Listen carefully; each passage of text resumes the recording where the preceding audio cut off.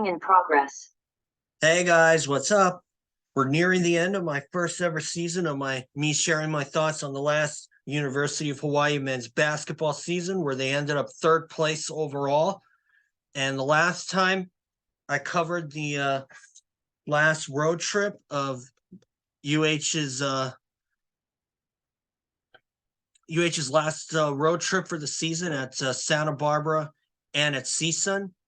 But first of all, I'd just like to show you guys at least one more time my print story. Now, by this time,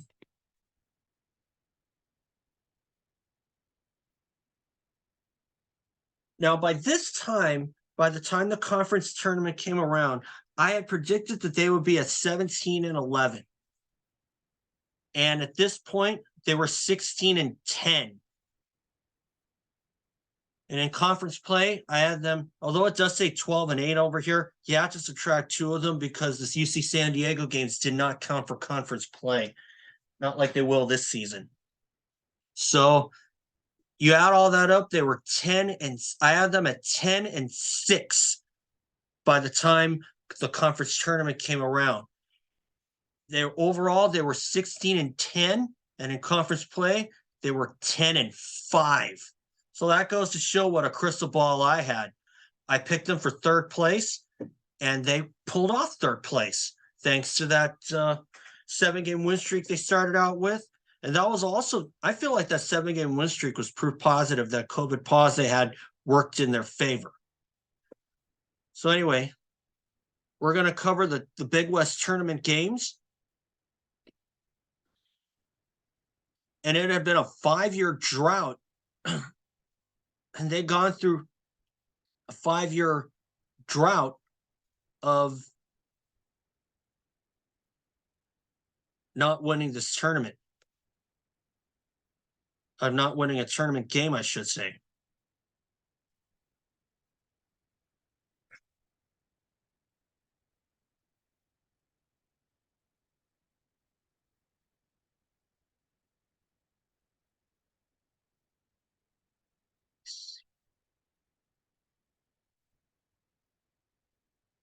Okay, here we go.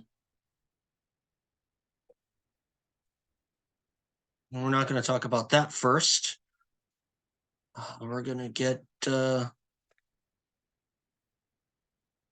this one. Here we are. Now, quarterfinal matchup. UH wins. First time that's happened in 5 years. Because, well, although everyone says 4 years because UH didn't get to tip off in 2020 in the tournament because of COVID. And but it was a 5-year drought that ended thanks to their relentless ability to come through with this win. And they did it over the team that bounced them the year before, UC Riverside. And of course, Coach Ganada said that they're a good defensive team, and they certainly proved it. But my sub-headline here, turnover-free second half, not enough. That is the big thing. They were able to stave off a turnover-free second half from UC Riverside. And that's kind of like what I feel what Ganat meant about Riverside being a good team defensive-wise. And that turnover-free second half that they had is proof. Because obviously, if you're on a win streak, Riverside seems to be the team that spoils it. So this is what happens. So here's what happened here. UH won 68-67 and staved off a turnover-free second half from UC Riverside. If they lost that game, I guarantee you that turnover-free second half that Riverside had would have had a lot to do with why they'd have lost. So as you can see by my head sentence, the drought is finally over. And they certainly dug deep to win this one, because without the services of Noel Coleman, I admit I actually had quite a few doubts that they were going to make it past the first round because Noel Coleman is a hell of a player. And anybody who's seen the UH men's basketball team, and of course I followed the team for over 20 years myself, so I definitely know my fair share of players, of good players through the years.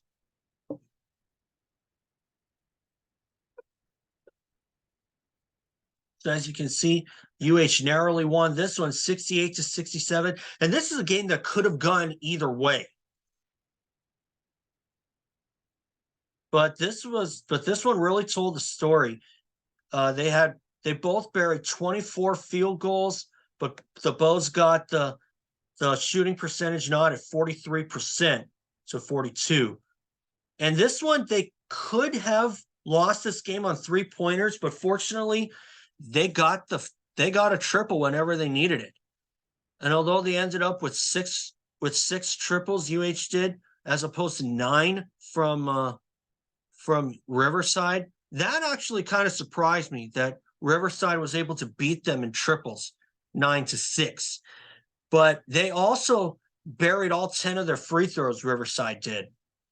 And of course, Junior Madut, this guy, it's going to be hard to replace him because he found his niche at the point position this past season.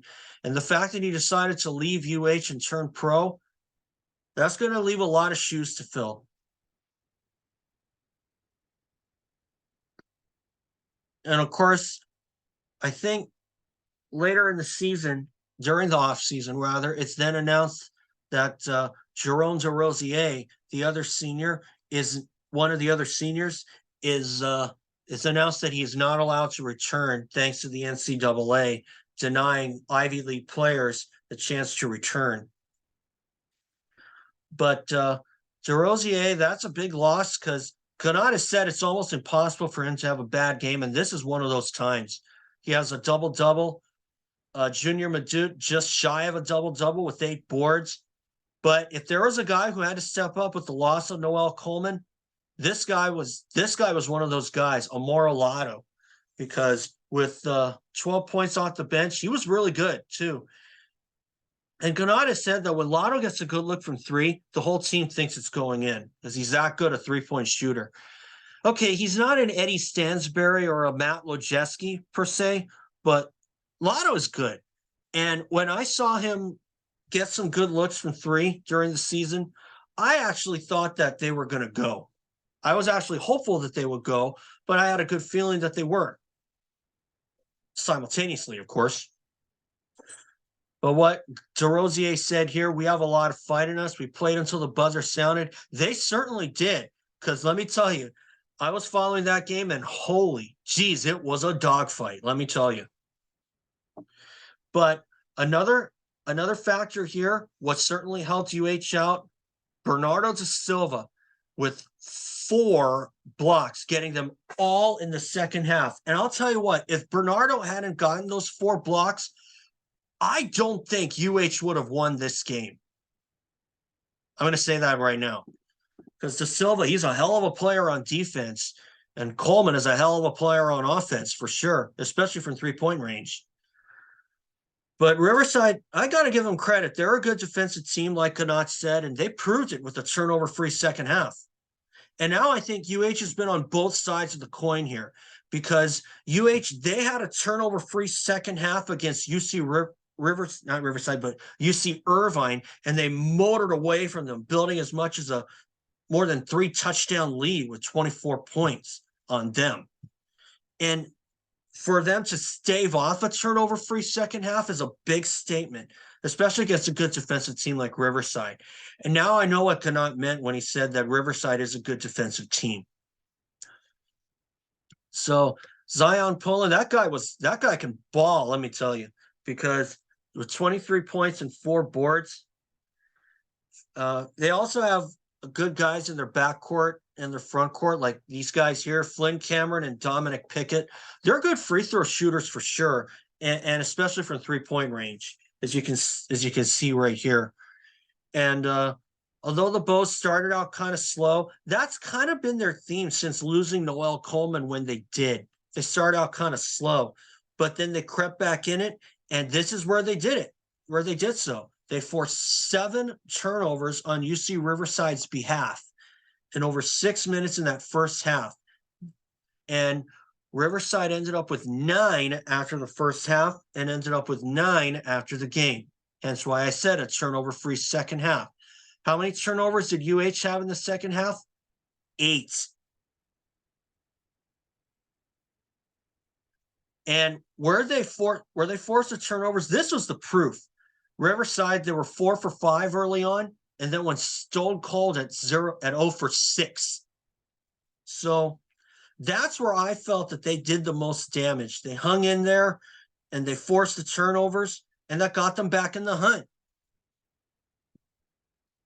And of course, Siobhan McClanahan finally broke the ice for UH in terms of triples after 5 attempts.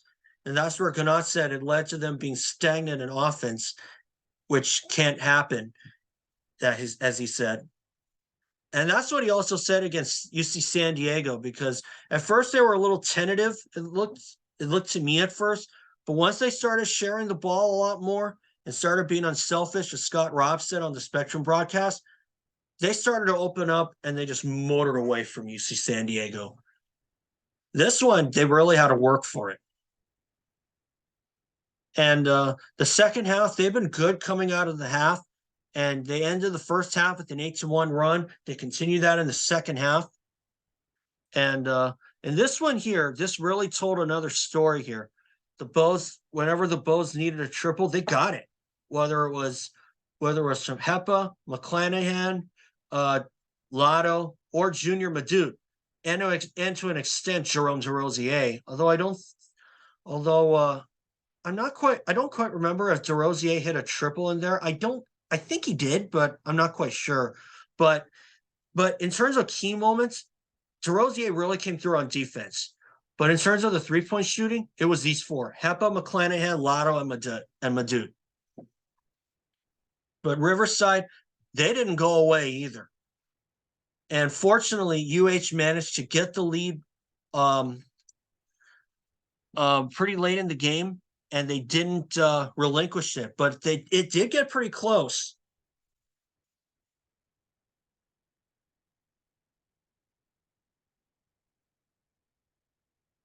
So anyway, this was a very exciting game. I think it took a lot out of us mentally. I think mentally it kind of took a little bit out of me. And I don't know about them, about the Bows, but they were hungry. They really wanted this win, and they were not going to go home with an else in this game and make it 6 years in a row. But the fact that UH out rebounded them by double digits, that was only part of the story. The fact that UH responded well really stood out to me. And they outscored them in the paint, thankfully. And but turnovers has been a problem for the Bows. And the fact that they had 8 in the second half, they had 6 in the first half, which is okay. I mean, I think it can take 6, maybe 7, but 8 or 9, then that's when a question mark could come into play here. But when you look at how efficient the Bows were in these stats, that really told another chunk of the story. So they finally got through. They finally broke that jinx. It had been 5 years since UH had won a tournament game, and they finally did it. But unfortunately, it would all change in this one, in Cal State Fullerton. I actually thought that they were going to come through with this win, but unfortunately, the shots just were not there. I mean, they were shooting bricks. That was like, but this game was like, you can't even afford a glass of lemonade or something like that. So that's what I mean, because they have more turnovers than field goals converted. And unfortunately was back to the drawing board here. And it was also in this game where I realized that Cal State Fullerton has a player on their team that really did a lot of damage to the Bows, and that's EJ Anasicki, because he was held to only 4 points in UH's home matchup against Fullerton, and I had no idea who their star player was until this game. But this one was just terrible. But this game was just terrible overall. I mean, nobody even broke 10 field goals, more than 10 field goals, or Fullerton, because both Fullerton and Hawaii were held to 10 field goals or less in both halves, and UH had it worse. And although it was still kind of close, but it seemed like whatever Fullerton needed momentum, they got it. And there was a lot of things going on about and not just on UH, but other players, but on other teams as well. They were really complaining about officials, about the officiating. And I think this game here was one of those games where officiating could have been complained on. I can even remember during March Madness, there was a player on a team who got called for a technical foul after he made a slam dunk. And I was like, why? And then again, you hear that oh, these officials are from NFL, they don't know basketball or something like that. And I would tend to agree there. But as you can see here, Bo shot only 15 field goals. They had 16 turnovers, though, which is a big problem here. And unfortunately, this game, there isn't really a lot to talk about. And once they tied it up, that was pretty much the last of their good fortunes. And in terms of winning this game, but they were still in the neighborhood, thankfully, because Fullerton, they were missing their shots too. And but still, that was just too ugly to watch. There was a time where I was thinking that that thriller from last night might have any factors or any exhaustion or any other factors from yesterday's thriller possibly carried over the Bow, because Madud and Shalina, they were like, no, they weren't tired at all. And it was then and there, I was like, yeah, they were probably, yeah, the shots just were not there. I mean, but they tried. You can't fault them for that.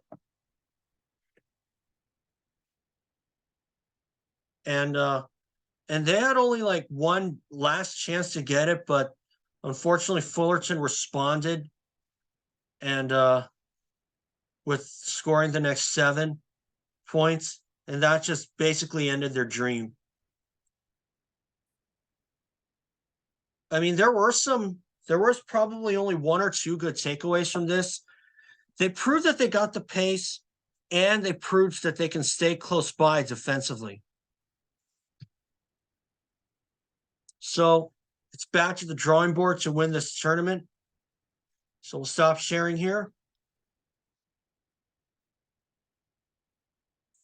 So that concludes the season. They ended at 17-11. They ended their season. UH did at 17-11. And I predicted they'd actually be 17-11 by the time the tournament came around. But hey, I was pretty close. But for you guys to think that I have a good crystal ball, hey, props to you. Because, hey, the way that they played against Northern Colorado during non-conference play, I really thought that well, from what I saw, they were down 26 in that game, and they came back to within 1 possession, and they put on that furious rally to come within 1 possession, and then they fell short. So that's going to do for this season. Overall, I'm looking for big things out of them, and I'm going to say goodbye now, and I will conclude this with one last video to tell you all that I will be wrapping up this season with sharing where UH was predicted to finish and how I think they'll finish. And you've already heard me say it a time or two. They were picked to finish second in Big West play this season. And I agree with them. I think they could do second or win the Big West. And I mean, hey, the ladies won the Big West this past season. And I think, and the last time that happened, the men's basketball managed to win the Big West season the following year. And that was 2015 that the ladies won, 2016 the men won. So, can't wait to get to that video. So for now, Malama Pono. I'll see y'all next time.